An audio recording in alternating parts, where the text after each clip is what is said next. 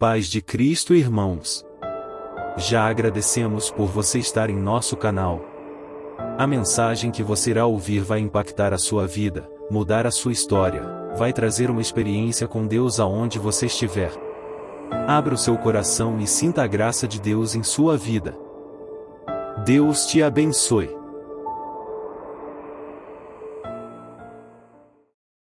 Seu coração nessa noite, amém?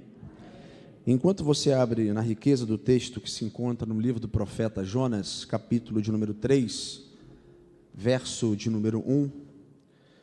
Jonas, capítulo de número 3, verso de número 1.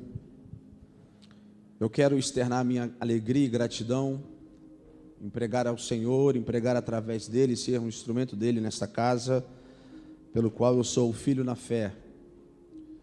Aqui eu servir ao Senhor durante 10 anos da minha vida. Minha esposa está presente, a Sabrina está comigo, Pedro, e aqui na igreja a Heloísa, ela foi apresentada, o Heitor e a Helena, que no finalzinho deste mês vão completar 4 anos de idade, passa bastante rápido, mas eu quero louvar a Deus. Mas foi nessa igreja que eu fui consagrado como pastor em 2014, foi nessa igreja que eu trabalhei com o Ministério de Jovens, Adolescentes, um Instituto de Educação Cristã durante bastante tempo.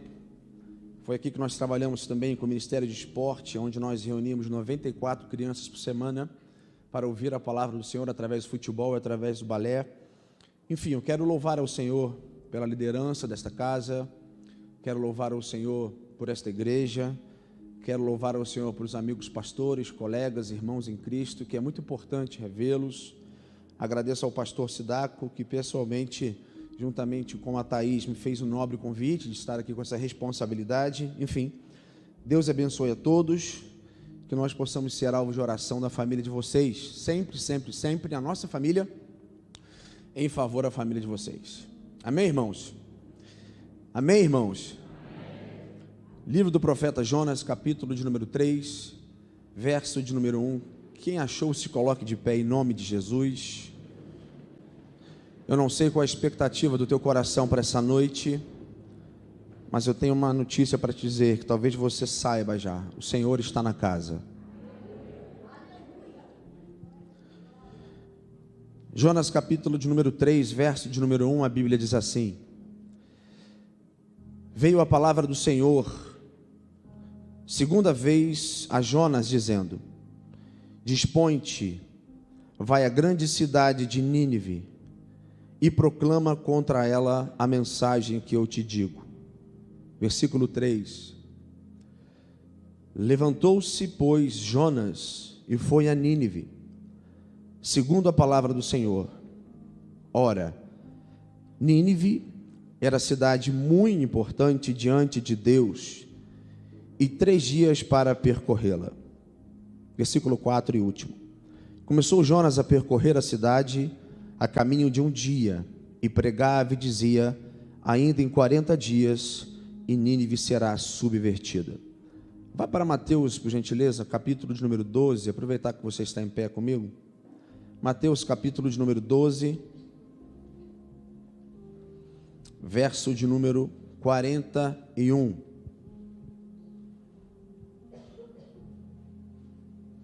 Mateus, capítulo de número 12, verso de número 41. Todos acharam? Amém? A Bíblia diz assim: Ninivitas se levantarão no juízo com essa geração e a condenarão, porque se arrependeram com a pregação de Jonas. E eis aqui está quem é maior do que Jonas. Tome seu assento e fique à vontade em nome de Jesus.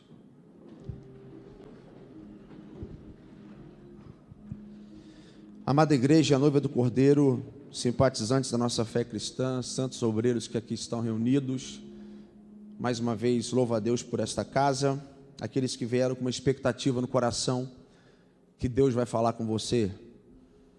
Eu tenho uma notícia para você: Deus vai falar com você. O Senhor não me trouxe aqui à toa nesta noite.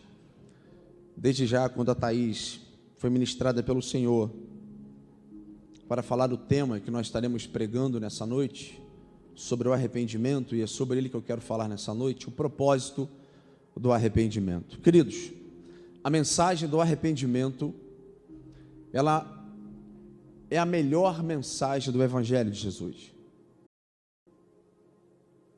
Cristãos que não se arrependem, não tem como caminhar na fé. Os louvores que foram entoados aqui falaram de uma verdade, falaram de um confronto que para mim e para você é necessário. A mensagem do arrependimento não pode se apartar dos nossos lábios. O Evangelho de Lucas, capítulo de número 13, verso 3, diz que se não buscarmos o arrependimento, a humanidade ou a sociedade irá perecer. A primeira pregação sobre o arrependimento no Novo Testamento estava nos lábios de João Batista, pelo qual você conhece a história. O ser humano precisa ouvir uma mensagem sobre arrependimento. Pais, esposas, adolescentes, jovens, a igreja em sua totalidade necessita de ouvir uma mensagem sobre arrependimento. O livro de Jonas, ele é considerado aqui o quinto livro dos profetas menores. Nós sabemos e entendemos e conhecemos desde pequeno a história desse profeta. São chamados então de profetas menores, visto que seu pequeno volume literário curtinho. Essa é a diferença do profeta Jonas para Isaías, profeta menor, pelo seu volume literário, e Isaías, pelo seu também volume, em muita quantidade, pelo seu volume literário. A história diz que Jonas foi um profeta hebreu que viveu no século 8, aproximadamente antes de Cristo, no reinado de quem, pastor? De Jeroboão. Jonas foi uma criança diferente. Jonas foi um adolescente diferente. Jonas foi um jovem diferente. Jonas, na verdade, sempre ardeu o seu chamado. As suas entranhas sempre arderam em pregar o Evangelho. Quando eu entro na história, eu percebo a grande similaridade entre Sodoma, Gomorra, Nínive e a nossa geração.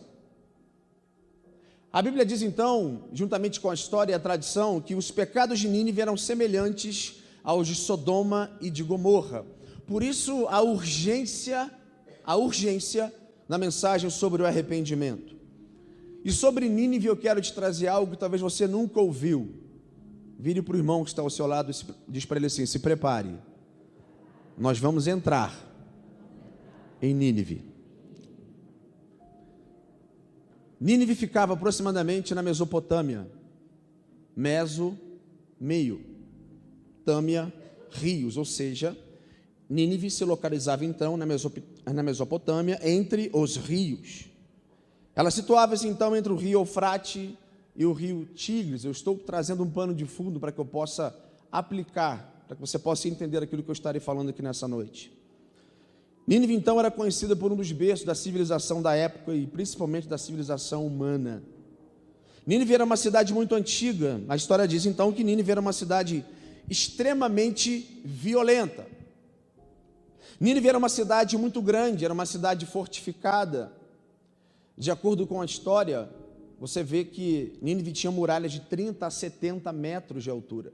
Quando as pessoas entravam na cidade, ficavam admiradas com as muralhas que existiam ali em Nínive. Pois bem, 1.200 a 1.500 torres aproximadamente, onde ficavam os sentinelas, vigiando quem entrava e quem saía da cidade. Pastor Pablo, qual eram os pecados de Nínive? Não se assuste naquilo que eu vou te dizer aqui nessa noite. Mas Nínive não era uma cidade normal. Nínive não era um lugar, uma paisagem muito atraente, um lugar dos sonhos. Não. Uma coisa eu tenho certeza, que se você vivesse nessa época de Nínive, você não iria pegar na mão dos seus filhos e iria fazer um passeio turístico em Nínive. Não. A história diz que Nínive era assombrosa. Pastor, como era a cidade de Nínive? Eles matavam e comiam as pessoas praticamente como se fossem canibais. Havia estupros públicos e estupros coletivos nessa cidade.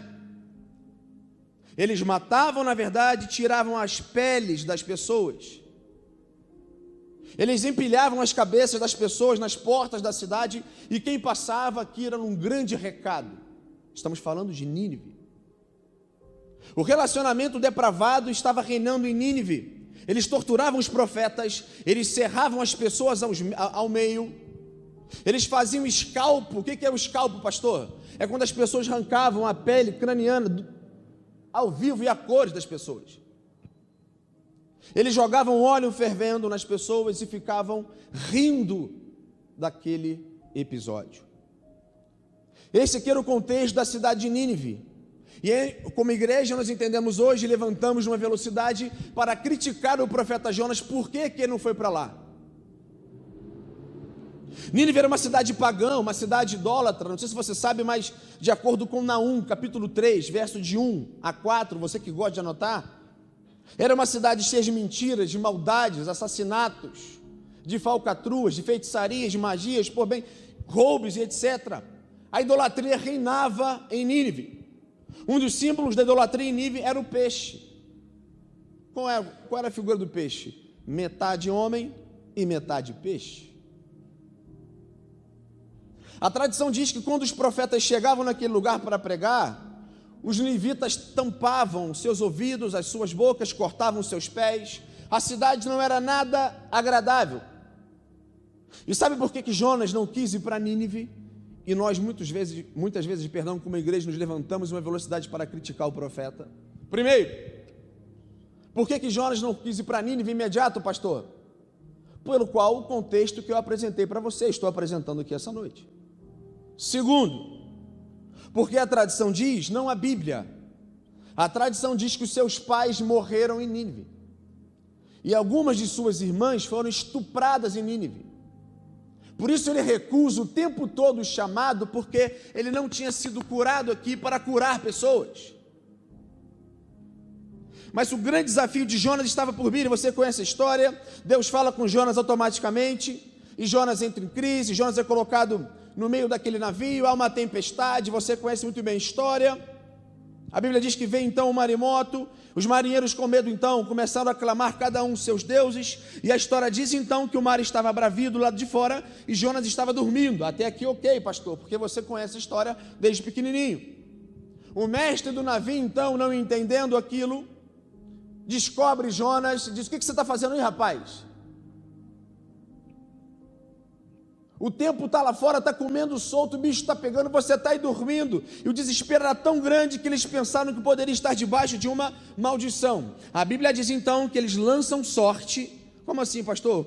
O que é lançar sorte? Lançar sorte, biblicamente, era uma espécie de um processo para descobrir a vontade de Deus. E nesse processo, Deus estava por trás da sorte. Eles lançaram sorte sobre Jonas, sobre aquele povo que estava lá, dizendo: olha, alguém tem que cair do barco, alguém tem que ser mandado embora daqui. A sorte cai sobre quem? Você conhece a história, sobre Jonas. Na época eles pegavam, que era o nosso dado hoje de qualquer joguinho, eles pegavam ossos de carneiro, eles pegavam pedras e faziam aquele joguinho. E a sorte então recai sobre Jonas. Provérbios capítulo de número 16, verso 33, a Bíblia diz que a sorte se lança no regaço, mas do Senhor procede toda a sua disposição. O que é isso, pastor? Nesse contexto então de Jonas, Deus estava por trás da sorte, e ela recai sobre Jonas. Deus estava por trás desse fato, Deus estava por trás da sorte lançada, mas automaticamente Deus estava no controle. Deus estava falando, em outras palavras, assim: Jonas, não adianta fugir. Agora, Jonas, não adianta mais, você tem que ser curado de todas as suas dores do passado, para você pisar naquela terra, porque há uma palavra de juízo sobre eles. Jonas então foi jogado no mar, frio, vento, fome. A história diz que Jonas foi engolido não por uma baleia, mas por um grande peixe. E mesmo assim, Jonas tentou se esconder, mas a Bíblia diz então que Jonas atende o chamado. Jonas entra na cidade pregando. Ele entra na cidade pregando, e as pessoas que eram praticamente aqui violentas começaram a olhar a autoridade que o profeta Jonas entrou em Nínive. Existem duas definições para o termo pregação de Jonas nesse momento. A primeira é o querigma. O que significa querigma, pastor? É uma mensagem de boas-vindas, a mensagem do Evangelho. O Evangelho não existia, boas-vindas também ele não deu. Partimos então para uma segunda e última palavra nesse contexto de pregação. A segunda palavra se chama querusso. O que é isso, pastor? A palavra querusso é dar satisfação com amor, porém em juízo. Quando a Bíblia diz que Jonas se levanta e começa a proclamar em Nínive, Jonas então estava pregando uma mensagem de querusso, não de querigma, não de boas-vindas. E a mensagem dele foi curta, dizendo o seguinte: povo de Nínive, em 40 dias vocês vão morrer e haverá destruição, ponto final. Acabou. Essa mensagem não teve introdução, meus caros colegas pastores que aqui estão, não teve esqueleto do sermão, não teve uma conclusão, não, foi isso aqui, pronto e acabou. Preste bem atenção, era muito provável os dois anjos que foram para Sodoma e Gomorra destruir também a cidade de Nínive, mas isso não aconteceu, mas poderiam ter destruído. Quando você coloca em uma balança os pecados de Nínive, Sodoma e Gomorra, você vai entender que eram muito parecidos com os de Nínive. Por quê? Só que Sodoma e Gomorra foram destruídos e Nínive foi poupada. Por quê, pastor? Porque o arrependimento fez a diferença, o arrependimento faz a diferença e o arrependimento fará a diferença. Sabe por que às vezes nós deixamos de prosperar? Porque o nível de arrependimento está baixo. Aí você olha para mim e fala assim: pastor, mas Deus perdoa todos os pecados, sim ou não? Não. Que isso, pastor Heresia? Não. Aí você vem querer me provar de um texto de 1 João capítulo 1, versículo 9, dizendo: se confessarmos nossos pecados, Ele é fiel e justo para nos perdoar os pecados e nos purificar de toda injustiça. Essa palavra confessar nesse texto, ela não é fruto de perdão, ela é fruto de arrependimento, ou seja, para Deus perdoar as nossas falhas, para Deus perdoar os nossos pecados, eu tenho que arrepender e deixar.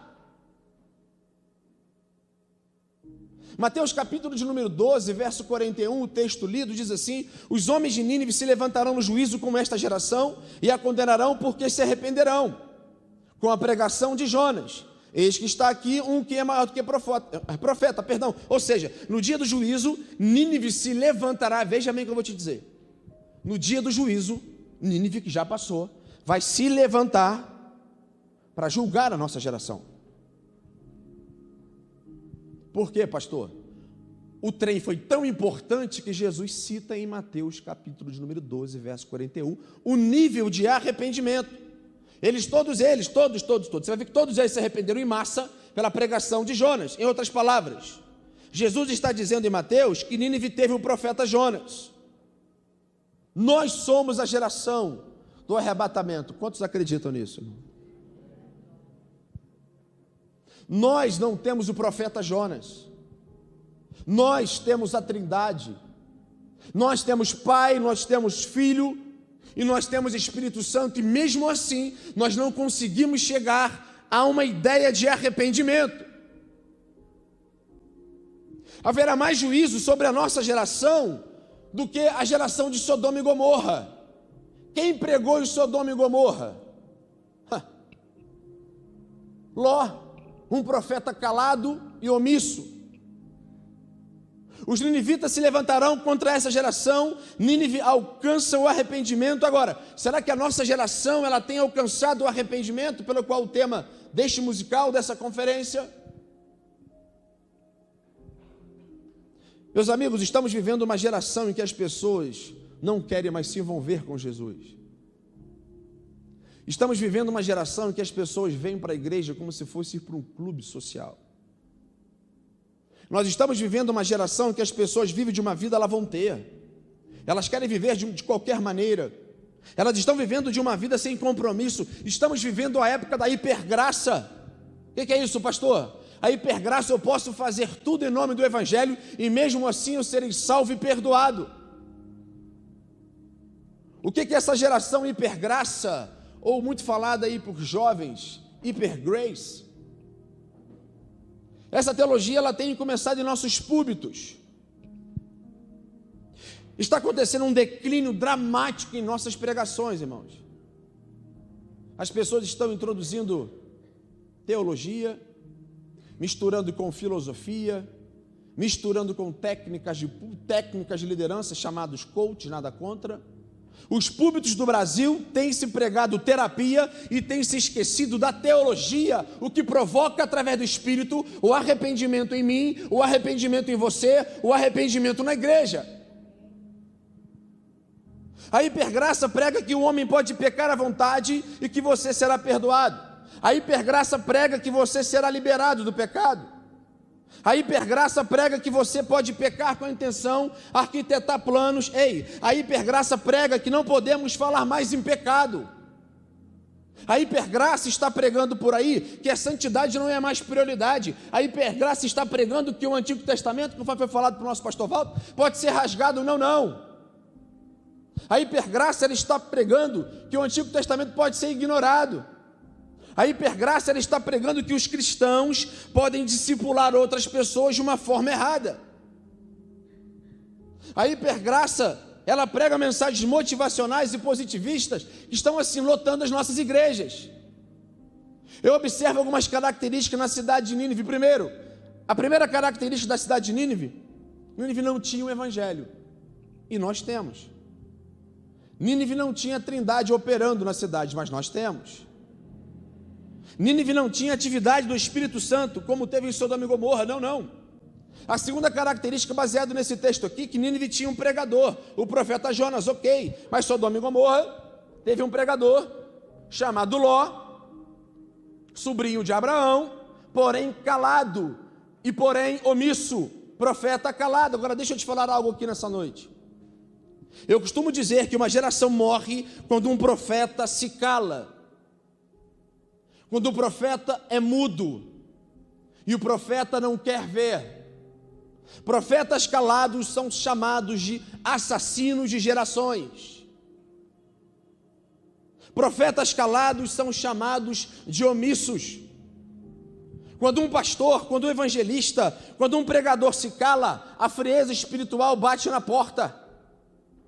Quando um pregador se cala, a frieza espiritual bate em nossa mente.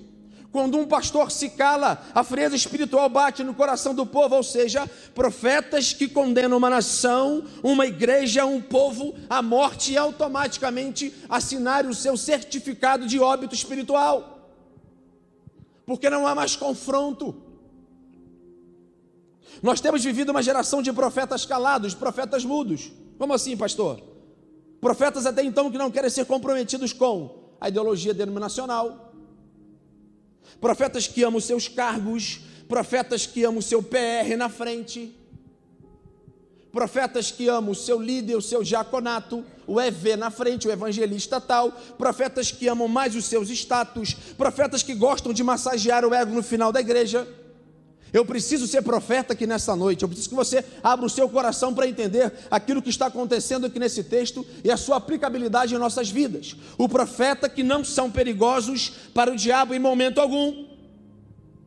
Profetas que ficam preocupados em receber elogio lá no final. A pregação foi uma bênção, a mensagem foi uma bênção, e faz aquele carinho, mas não há mudança de vida. A igreja não tem mudança de caráter. Prega, ouve. As pessoas cantam, e nós não temos a capacidade de se relacionar com o Pai, Filho e Espírito Santo e provocar essa mudança de caráter pelo qual o Senhor há de vir me receber, te receber no dia do arrebatamento. Ei, deixa eu falar uma coisa, querido, o arrebatamento está próximo. A igreja precisa entender. Pastor, mas eu já ouço isso há muitos anos. O apóstolo Paulo compara com uma contração de uma mulher grávida. As contrações estão aumentando. Tudo aquilo que tem sido apresentado aqui através desse musical foca e gera nessa condição de arrependimento, porque a nossa geração ela está indo de uma forma em direção contrária. A nossa geração ela está indo numa direção de condenação eterna. Não se escandalize que eu vou te dizer aqui nessa noite, mas talvez, nós somos a pior geração de cristãos que já pisou nessa terra. A nossa geração, ela pode ser a geração mais fria que já pisou nessa terra. Você fala, pastor, mas no passado eu era. Sim, no passado também era assim.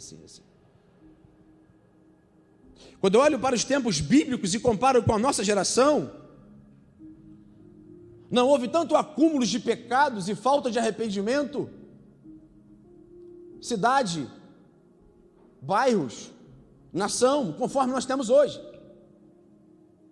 A nossa geração está muito fria, à beira então de um congelamento espiritual. Por quê, pastor? A nossa geração está conseguindo ajeitar as suas próprias vidas sem Deus. Queremos dar o jeitinho brasileiro. A nossa geração pode passar dias, pode passar semanas, pode passar meses e anos sem se apresentarem diante de Deus. E chegamos na igreja e parecemos que somos mendigos de oração. Ore por mim, por favor, ore por mim, aquela causa, ore aqui. E nós não nos levantamos em oração. Só para que você entenda o que eu estou falando, nós estamos vivendo a sociabilidade ou a socialização do Evangelho. Pastor Paulo, o que é isso?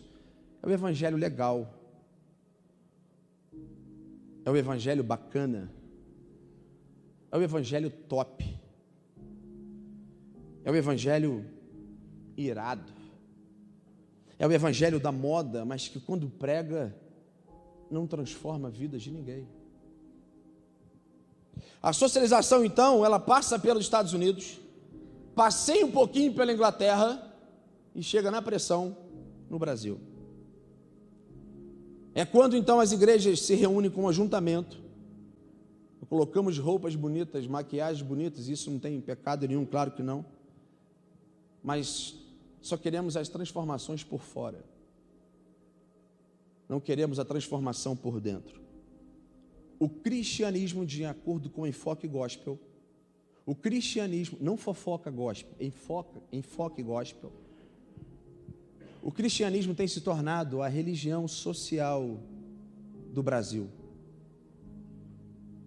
onde as pessoas estão trocando cultos de verdadeiros adoração e louvores ao Senhor por programas sociais. A Bíblia diz sobre esse tipo de pessoa, Tiago capítulo 1, versículo 22 diz: e sedes cumpridores da palavra, e não ouvinte apenas enganando-vos a vós mesmos. Sabe o que eu aprendo?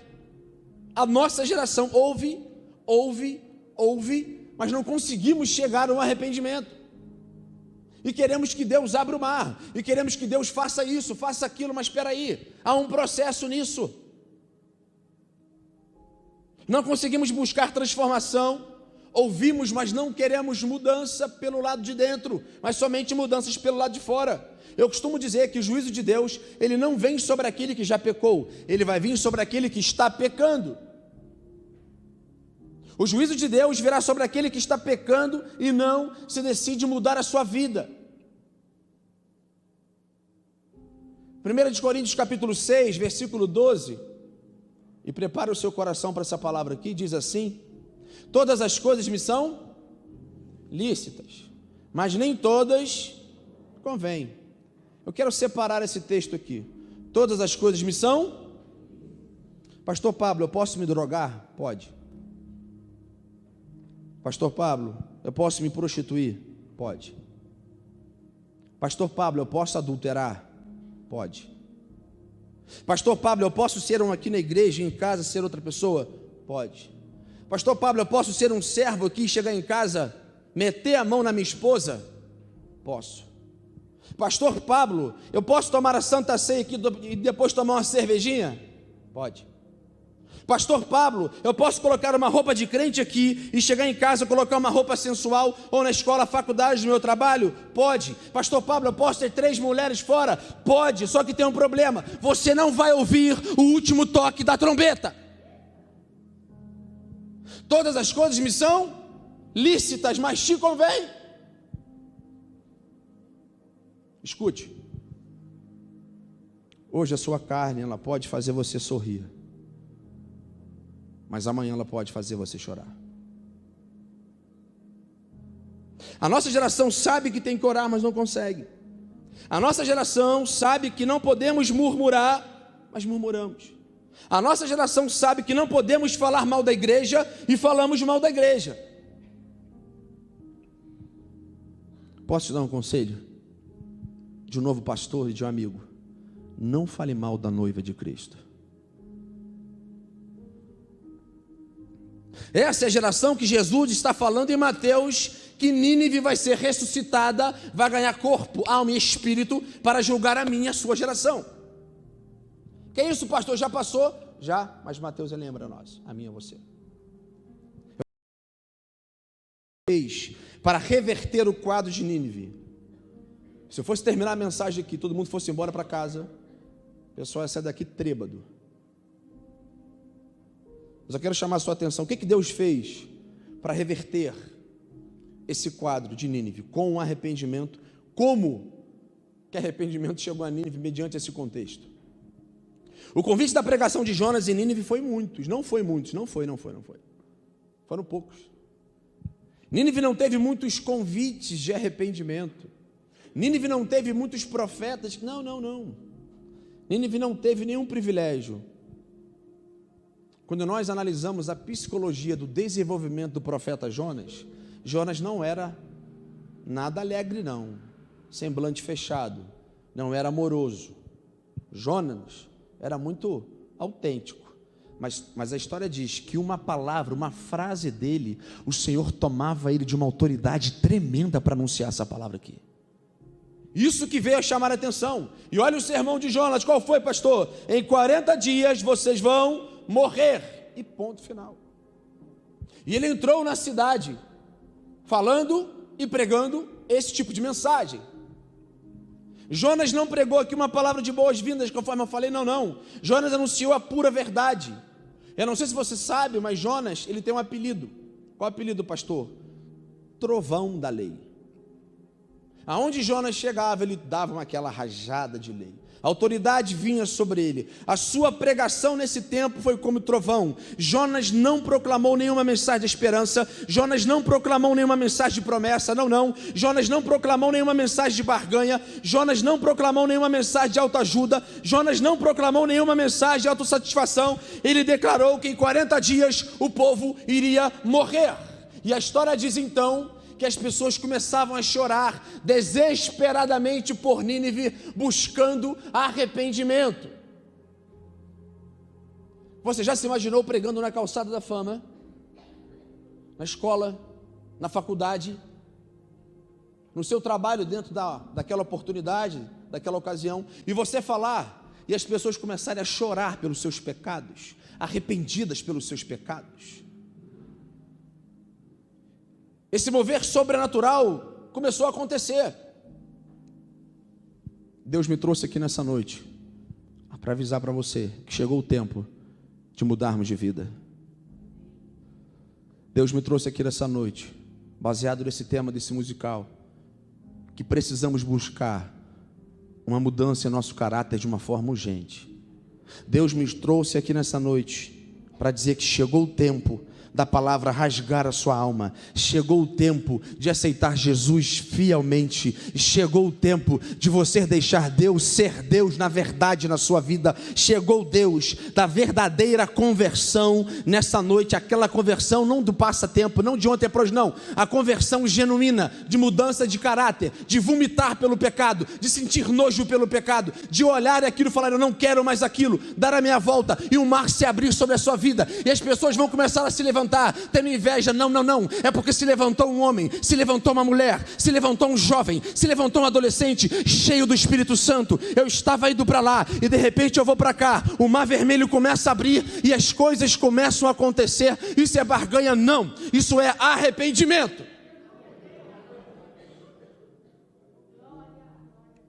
Josué capítulo de número 5 diz o seguinte: santificai-vos, porque amanhã o Senhor fará. Então o santificar é hoje.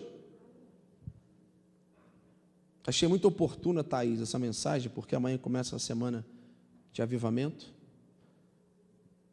Então nós temos essa chance. Nós temos essa chance nessa noite. Amós capítulo de número 4, verso de número 12, diz assim: prepara-te, Israel, para te encontrares com teu Deus. Vire para a pessoa que está ao seu lado, diz para ela assim: chegou o tempo. Diz para ela, eu sei que você não jantou, mas profetiza, diz assim: chegou o tempo, Israel, de você se preparar para encontrar com teu Deus. É hora da igreja preparar, é hora da igreja buscar o Senhor, é hora da igreja santificar, é hora da igreja se posicionar, é hora da igreja se levantar, é hora da igreja olhar para o autor e consumador da fé, é hora da igreja pedir socorro, porque o tempo está chegando para mim e para você. Jonas pregou, e o arrependimento chegou. Os ninivitas agora arrependeram em massa, o efeito foi gigante. A Bíblia diz que tinha uma cidade de 120 mil pessoas e foram totalmente impactadas pela pregação curta e punhal do profeta Jonas. O efeito foi poderoso. 120 mil pessoas foram impactadas pela pregação curta de Jonas. Em Nínive não tinha o Espírito Santo em atividade, e hoje nós temos. Em Nínive não tinha a cruz do Calvário, e hoje nós temos. Em Nínive não tinha Jesus de Nazaré, e hoje nós temos. Em Nínive não tinha graça, e hoje nós temos. A pergunta é: por que não conseguimos dar um passo? Quer uma notícia boa? Estamos na época da graça. Estamos na época da justificação. Estamos na época do sangue de Cristo. Estamos na época, ou na próxima geração do arrebatamento. Estamos na época da volta de Jesus. Estamos na época pelo qual nós precisamos buscar o arrependimento. Conceito de criança, pastor, o que é arrependimento?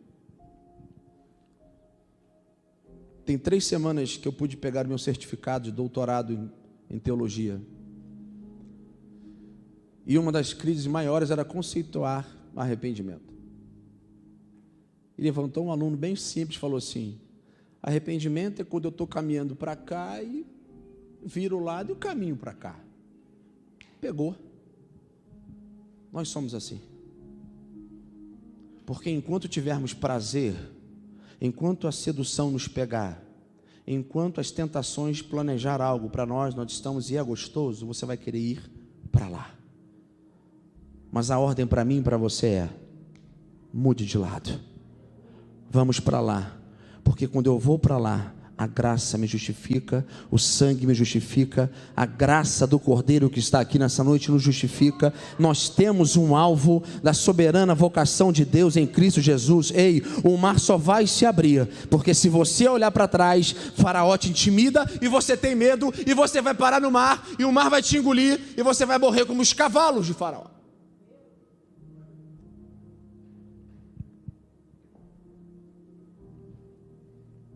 Nínive apresentou 4 sinais de arrependimento, eu já estou encerrando.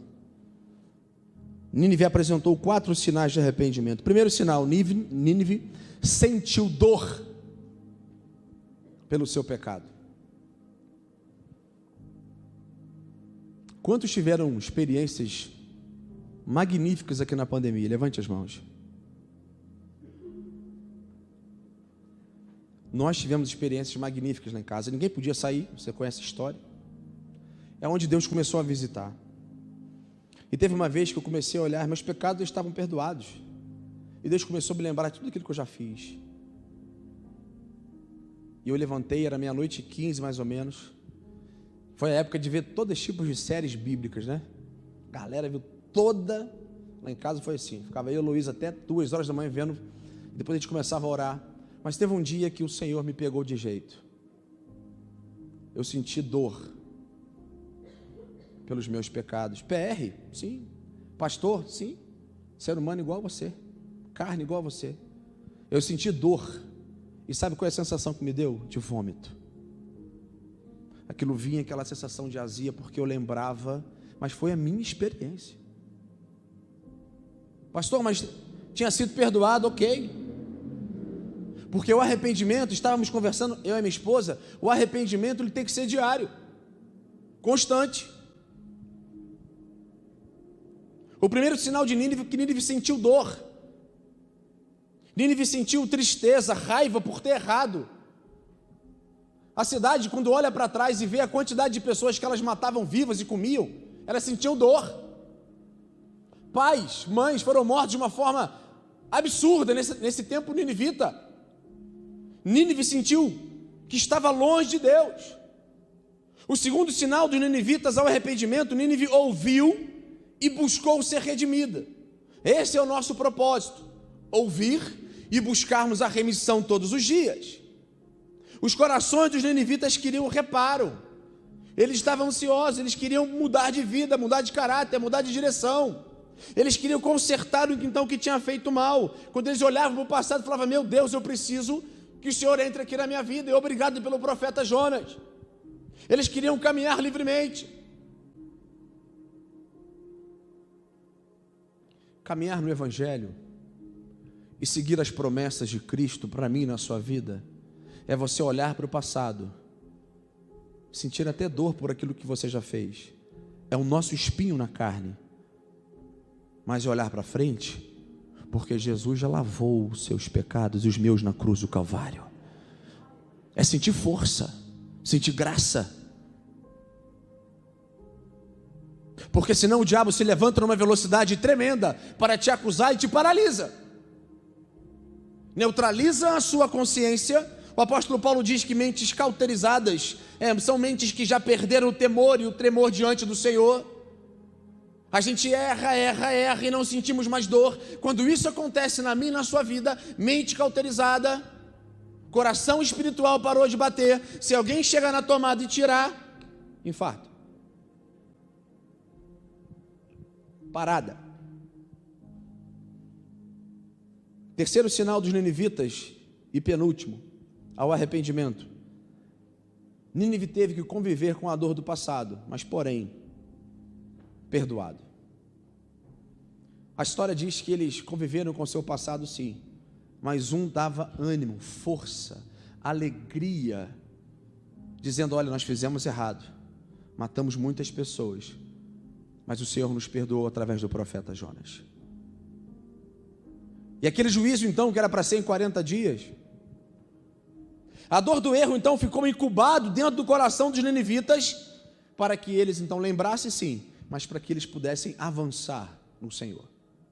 Quarto e último sinal dos ninivitas ao arrependimento: Nínive se posicionou. O Senhor me trouxe aqui como um profeta nessa noite para dizer para mim e para você que precisamos de posição. Precisamos de olhar para frente.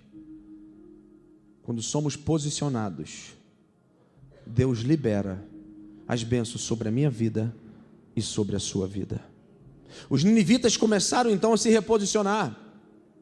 Nínive mudou tanto o seu comportamento, mas tanto, que Jesus cita em Mateus capítulo 12.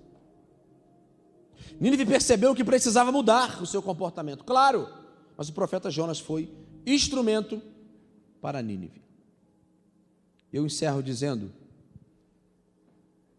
não olhe para mim nessa noite como um ser natural. Olhe para mim nessa noite como alguém que foi usado por Deus e que possa fazer um divisor de águas na sua vida através dele. Feche os seus olhos. Se o Ministério de Louvor puder me ajudar aqui, por gentileza, que para mim é uma honra estar ministrando com esses meninos que eu vi crescer. Feche os seus olhos.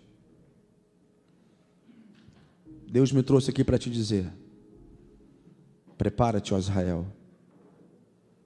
Prepara-te, ó Israel, para se encontrar com teu Deus. O que tem ainda dentro de você que não presta? O que tem dentro de você que ainda machuca o Espírito Santo de Deus? Você bate no peito e às vezes diz que saiu do Egito, mas a pergunta é: será que o Egito saiu de dentro de você?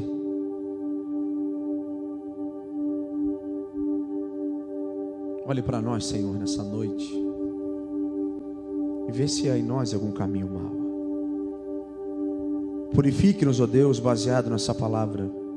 Santifica-nos, ó Deus, baseado nessa palavra.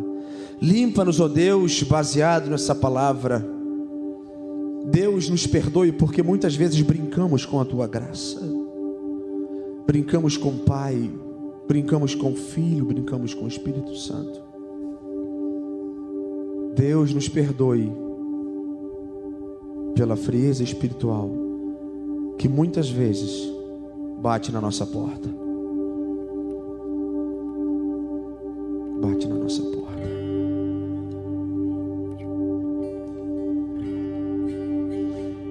Olhe para mim rapidamente antes de nós orarmos aqui. Deus não trouxe você aqui nessa noite para te machucar. Não. Deus, Ele não adverte. Veja bem, Deus, Ele não adverte para fazer. Deus adverte para com a esperança de reverter. Deus não quer destruir a sua casa. Deus não quer destruir a sua família. Deus não quer destruir o seu relacionamento. Não. Deus não quer destruir a sua vida. Deus quer te mostrar através do amor, da graça, da justificação em Cristo, da bondade em Cristo. Mas às vezes Deus não permite que você continue no erro, que você continue no engano, propositalmente, e tendo relacionamento com Ele sem dar um freio, sem parar esse relacionamento indo para lá, mas você tem que ir para cá. Quando nos humilhamos diante do Senhor, nós atraímos a sua misericórdia. Quando o arrependimento bate na porta, a misericórdia triunfa em juízo. Quando o arrependimento bate na minha e na sua porta, há uma mudança de direção. Ei, Deus trouxe uma mensagem bíblica através desse musical, mas para que possa haver transformação para mim e para você. Esse é o maior sentido aqui nessa noite, porque o Senhor está balançando essa cidade, o Senhor está balançando esse bairro, o Senhor está balançando o Brasil, o Senhor está balançando Teresópolis para um novo mover do Espírito Santo. A semana de avivamento está vindo. Ei, não fique fora disso. Deixe o Senhor avivar o seu coração, a sua mente, a sua carne. Se levante em Deus, porque há promessa para você, mas há um processo de arrependimento. Fique de pé nessa noite, em nome de Jesus.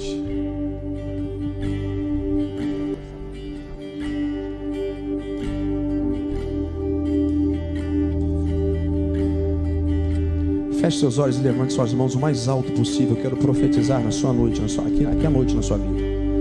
Não se distancie, não se desvie de atenção agora nessa noite. Eu não vou fazer uma chamada de altar aqui, mas eu quero profetizar sobre a sua vida, sobre a sua casa, sobre a sua vida como homem, como mulher, como esposo e como esposa. Senhor, aonde tiver uma mão levantada agora, Senhor, está vindo uma onda do Espírito Santo em direção a esta igreja, Senhor. Está vindo um fogo abrasador do teu altar, vindo a esta igreja, Senhor. Deixa o sangue do Cordeiro recair sobre você nessa noite. Algo novo está vindo, grandes coisas estão por vir. Se prepare, igreja, grandes coisas estão por vir. Se prepare, prepara-te, ó Israel, para se encontrarem com teu Deus. Deus, aonde tiver uma mão levantada, Senhor, visita com graça.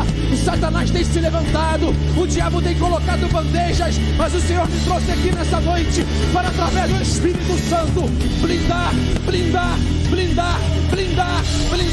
Acende o teu fogo outra vez, vem com o renovo outra vez. Faz vaso novo outra vez. Deus, em nome de Jesus, tira-nos, ó Deus, aquilo que impede de te adorar. Deus, venha tirar uma brasa viva agora, Senhor.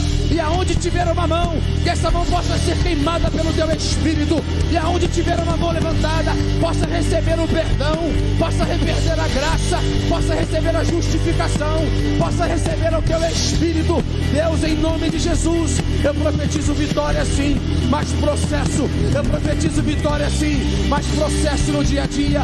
Deus, em nome de Jesus, aonde tiver uma mão levantada, Senhor, cuida dos seus filhos, cuida das suas filhas, cuida do seu trabalho, cuida da sua vida espiritual. E mais uma vez, nós decretamos a derrota de Satanás. Mais mais uma vez, nós decretamos aquele que se levanta para nos acusar, para automaticamente nos ferir, automaticamente colocar o dedo podre em nossa ferida. Mas nessa noite, Deus, a proposta do musical não foi reunir somente um ajuntamento de pessoas, não. Eu quero profetizar um azeite fresco que desce sobre o trono, que passa pela barba de Arão e que recai sobre a sua vida, e que recai sobre a sua mente, pai, que recai sobre a sua mente, esposo, que recai sobre a sua mente, jovem, que recai sobre a sua mente, adolescente. Deus, em nome de Jesus, eu profetizo vitória, sim, mas parte do processo.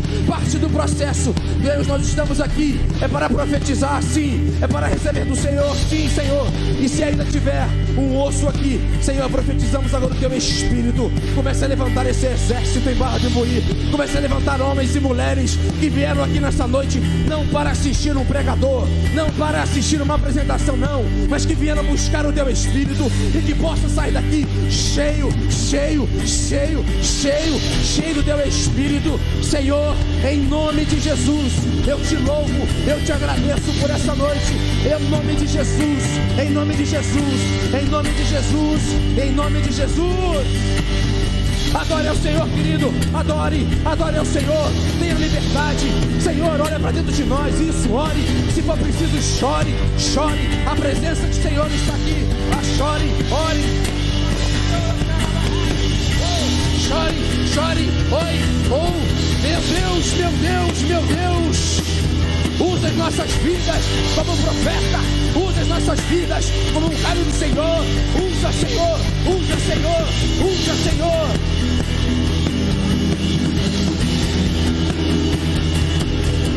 Meu Deus, passei em nosso meio, Senhor, passei em nosso meio, Senhor.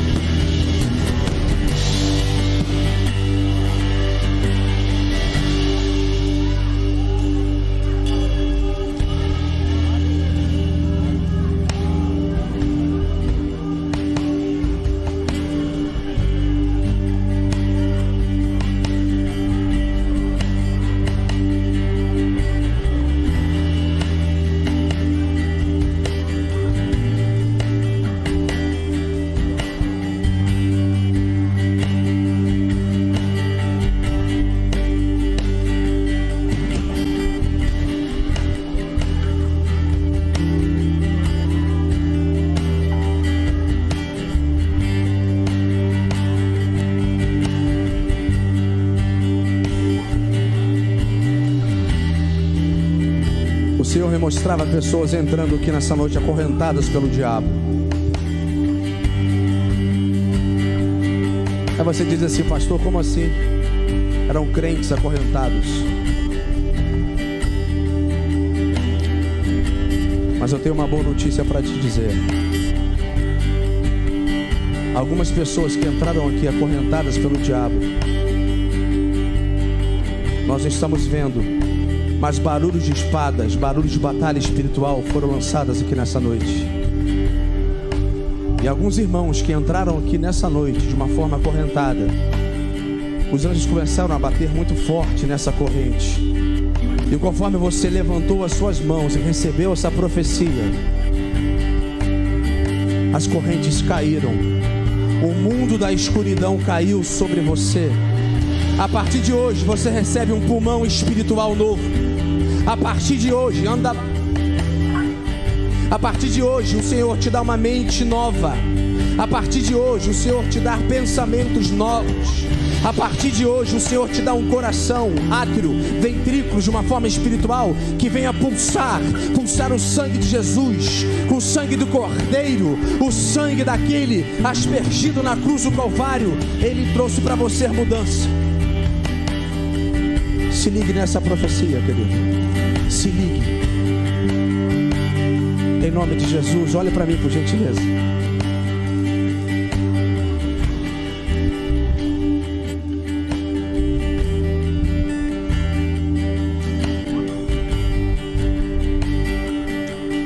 O diabo trabalha com uma tática diferente de Deus.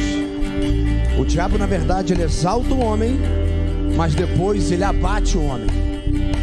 Com Deus é diferente. Deus abate no confronto da sua palavra, mas depois, em tempo oportuno, ele te exalta. Querido, Deus só pode usar um homem fortemente, uma mulher fortemente, depois de nós sentirmos dor e depois de nós buscarmos o arrependimento.